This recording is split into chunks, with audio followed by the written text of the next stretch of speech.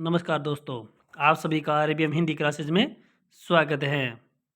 हम रीतिकाल को कर रहे थे।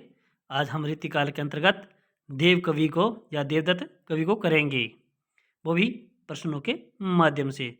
शुरू करते हैं। देव कवि का जन्म काल है तो 1673 ईस्वी। जन्म स्थान है इटावा, उत्तर प्रदेश। देव कवि के द्वारा रचित कुल संख्या 72 मानी है। देव कवि के द्वारा रचित कुल रचनाओं की संख्या 72 किसने मानी है? तो डॉक्टर नगेंद्र ने देव कवि के द्वारा रचित रचनाओं की संख्या 72 मानी है। इनके द्वारा रचित सर्वप्रथम रचना मानी जाती है तो भाव विलास 1689 ईस्वी में देव कवि के द्वारा सर्वप्रथम रचित रचना मानी जाती है तो भाव विलास।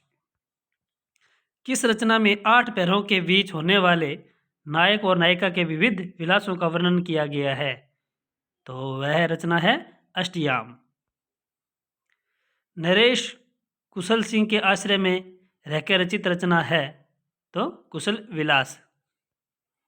किस रचना में विषय वासना के तिरस्कार, प्रेम के महात्म्य और उसके विविध रूपों का वर्णन किया गया है? तो वह है रचना प्रेम चंद्रिका में।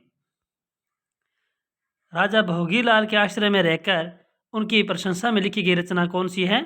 तो रस विलास।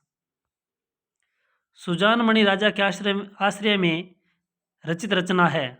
ये आश्रय है तो में रचित रचना कौन सी है? तो सुजान विनोद रचना। इनकी किस रचना में प्रबंध काव्य में भगवान कृष्ण का चरित्र का वर्णित है? तो देवचरित्र में।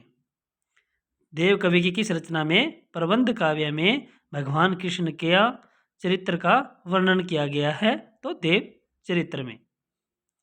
इनकी किस रचना में संस्कृत में कृष्ण कवि द्वारा रचित प्रबोध चंद्रोदय नाटक का पद्यवध अनुवाद किया गया है? तो वह रचना है देवमाया प्रपंच। प्रेम तरंग रचना है तो वह है देव कवि की।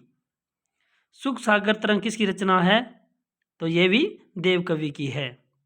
देव कवि की सुख सागर तरंग और प्रेम तरंग रचना है। हिंदी साहित्य जगत में अक्कड़ या अक्कड़ स्वभाव के लिए प्रसिद्ध हैं तो वे हैं देव कवि।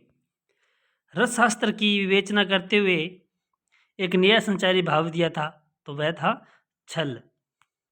देव कवि ने रस शास्त्र की विवेचना करते हुए एक नया संचारी भाव दिया था तो वह कौन सा था? वह था छल। कवि देव किसके अनुसार हित हरिवंश के अनन्य अनुयायी माने जाते हैं? तो वह है भारतेंदु हरिश्चंद्र।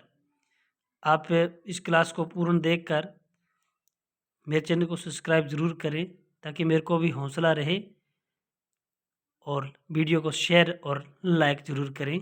धन्यवाद।